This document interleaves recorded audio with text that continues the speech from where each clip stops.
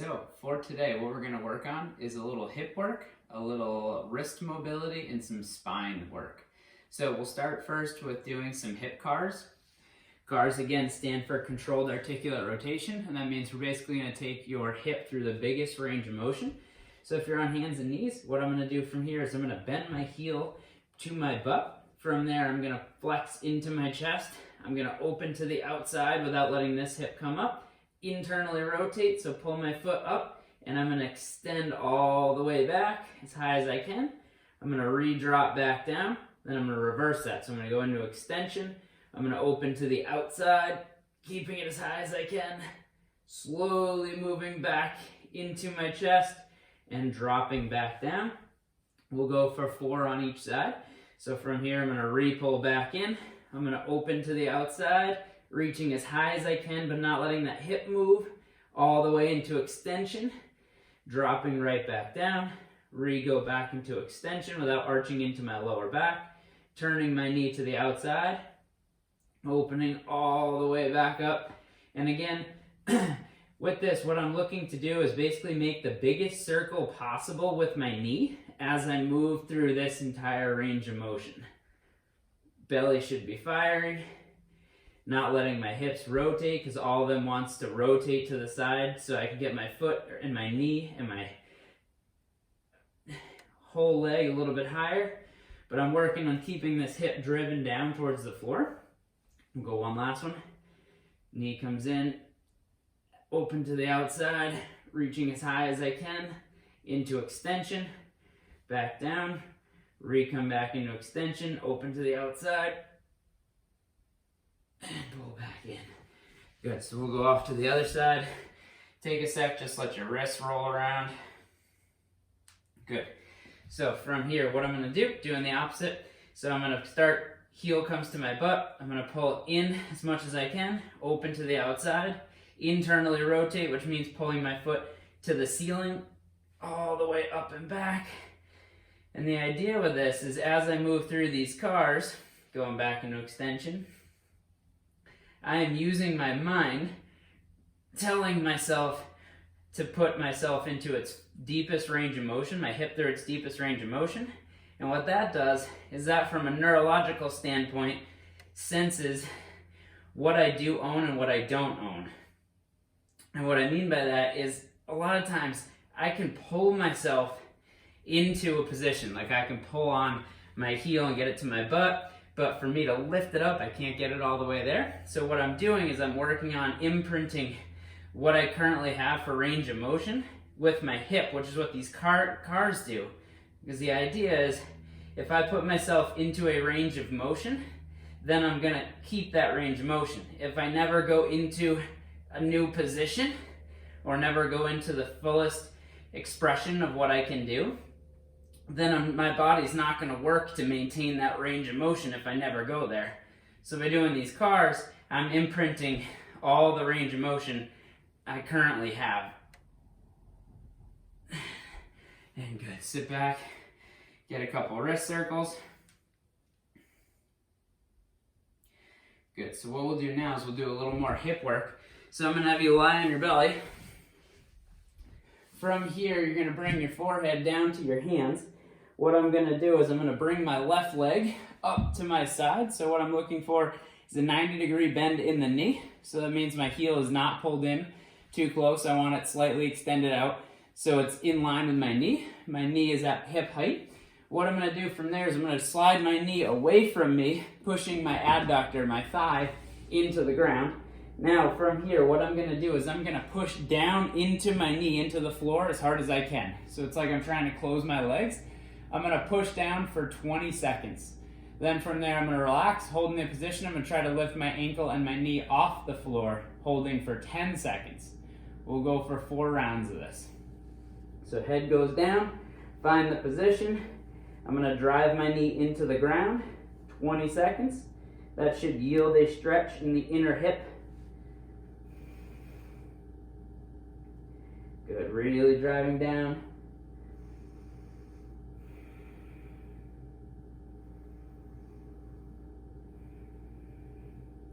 Good, starting to push as hard as you can into the floor. 5, 4, 3, 2, 1, relax.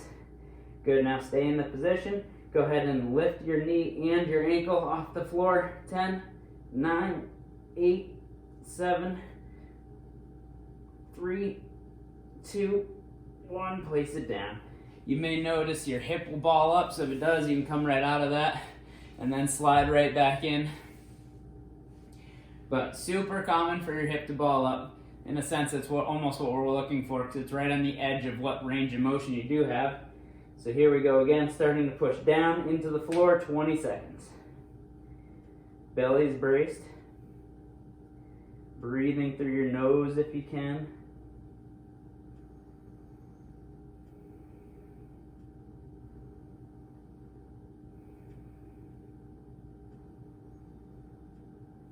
Good, pushing hard.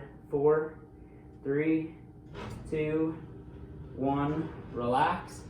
Good, stay in the position. Now go ahead and lift up.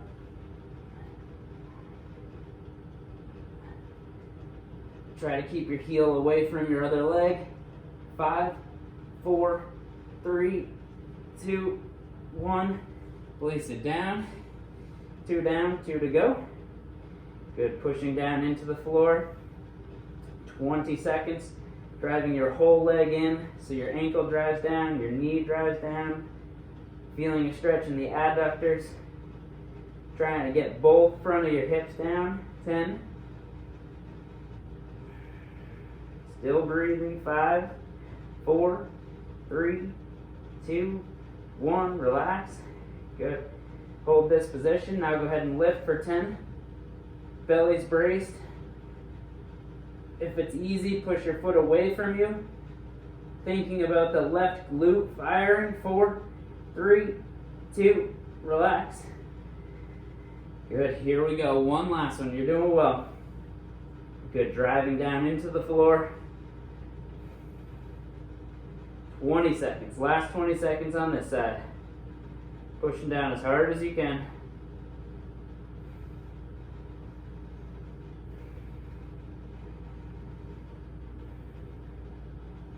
10 seconds. Still breathing through your nose. 3, 2, 1. Good. Relax. Think about that left glute. Go ahead and lift your knee, lift your ankle. Try to pull your knee higher towards your shoulder. Try to push your foot away from you. 6, 5, 4, 3, 2, and relax. Good. Really good. You can slide around. We'll do the other side. So again, getting in the same position. I'm going to come head down. From there, I'm going to take my knee right in line with my hip. My ankle's going to be in line from there. And then I'm going to slide my knee away and slide my hips back. So I'm trying to flatten my thigh into the ground. From here, you can either be head down or you can be elbows tucked in. And again, what I'm going to start doing is I'm going to start pushing my knee and my ankle into the ground, yielding a stretch in the inner hip. Here we go.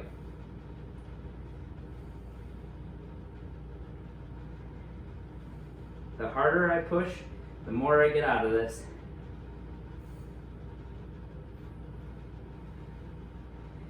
Good. 5, 4, 3, 2, and relax. Stay in the position. Now go ahead and try to lift your ankle and your knee off the floor. 10 seconds.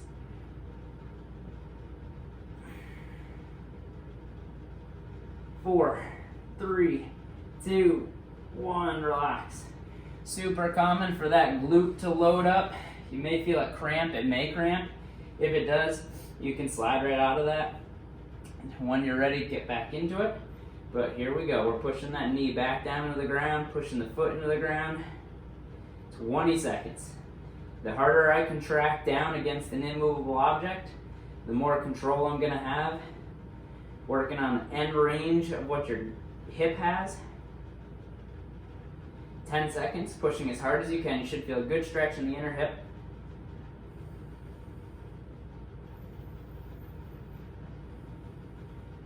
3, 2, and relax. Good, stay in the position. Go ahead and lift. The knee comes up, the foot comes up, the ankle reaches towards the ceiling. Really getting that right glute to load up. Feel it want to cramp. 5, 4, 3, 2, and relax. Good. 2 down, 2 to go on this side. Driving that knee back into the ground. Again, making sure it's still in line with your hip. Pushing it down as hard as you can.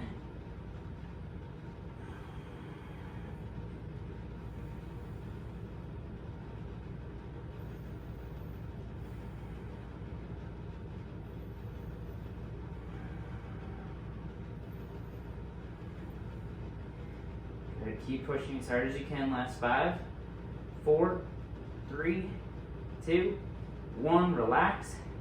Stay in the position. Now lift the opposite way, contracting. Even if your knee doesn't come off the ground, you're trying to reduce how much weight is on it.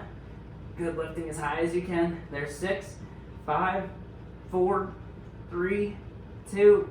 Relax. Good, 3 down, 1 to go. Here we go, last one. Driving into the ground.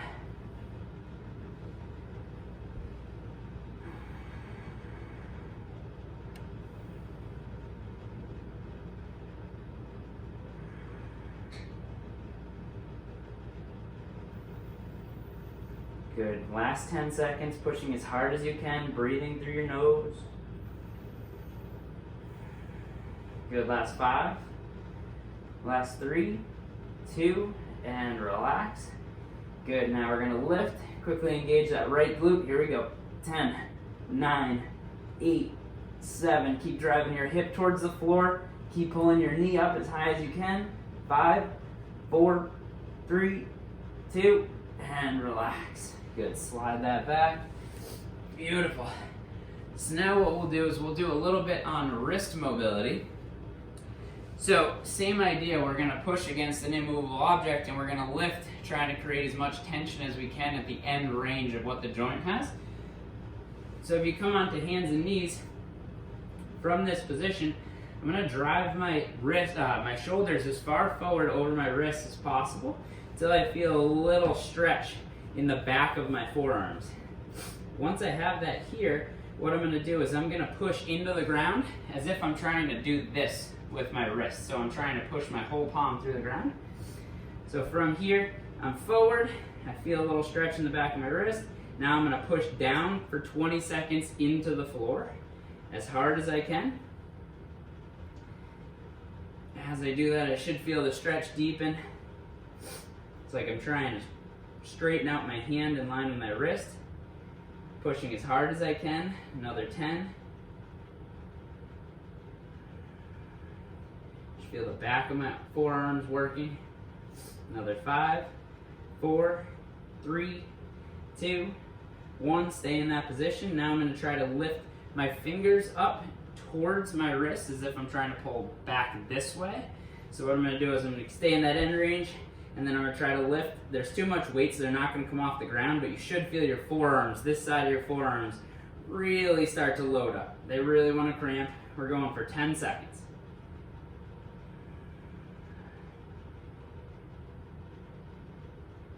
3, 2, 1. Relax. Good, come out of that. Flex and extend your wrists a few times. Good, we'll go 2 more rounds of that. So again, spreading out fingers, putting your whole palm down, moving as far forward as you can. Once you feel a mild stretch in the back of your forearms, go ahead and start pushing down, pushing your fingers into the ground as hard as you can. 20 seconds.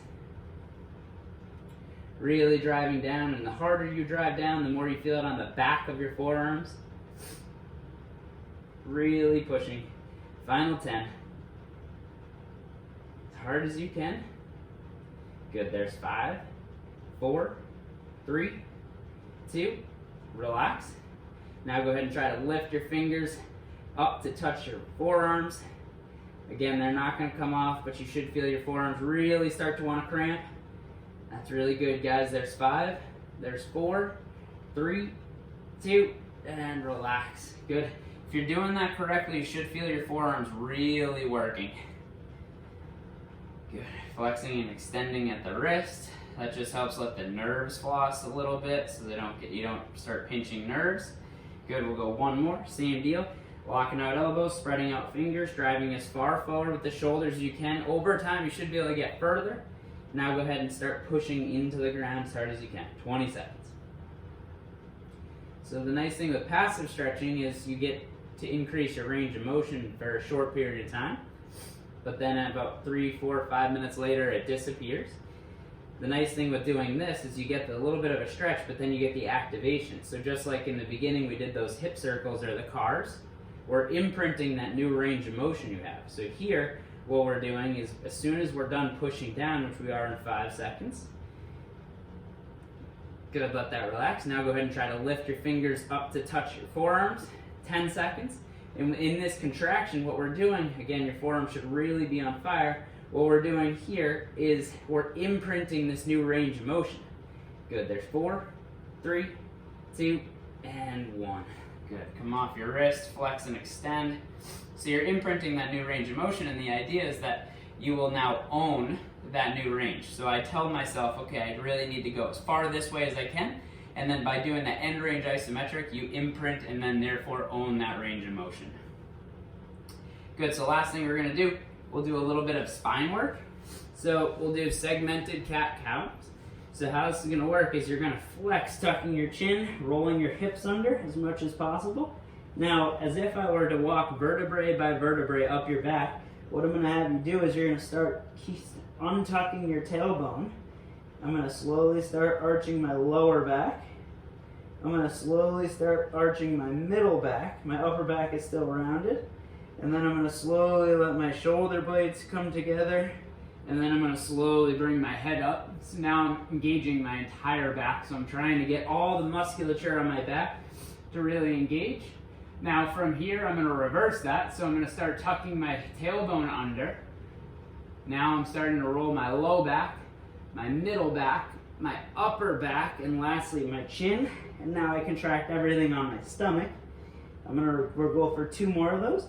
So I'm gonna start tipping my tailbone the other way, starting to arch into my lower back, arching into my middle back, really slowly, vertebrae by vertebrae, working up into my back, upper back, and then lastly, my chin comes up, and again, I'm engaging all the musculature on my back. Then from there, I'm gonna start reversing. So I'm gonna start rolling my tailbone under, now my lower back, now my middle back. Again, my stomach should really be firing, my upper back, and lastly, my chin tucks, and I'm contracting my whole stomach as hard as I can. One last one, we're gonna arch the hips, then the lower back, and I can think about working my mind right up my vertebrae by vertebrae. So each one slowly starts to move. My head lastly comes up. I contract as much through my back as possible. Now I'm going to reverse that. Hips tuck under, lower back, middle back, upper back, and lastly chin comes to my chest, and I can let that relax. Well done. We did some good hip cars, did some good hip activation, got some wrist work in there, and finished with a little spine work. You did well. Good job.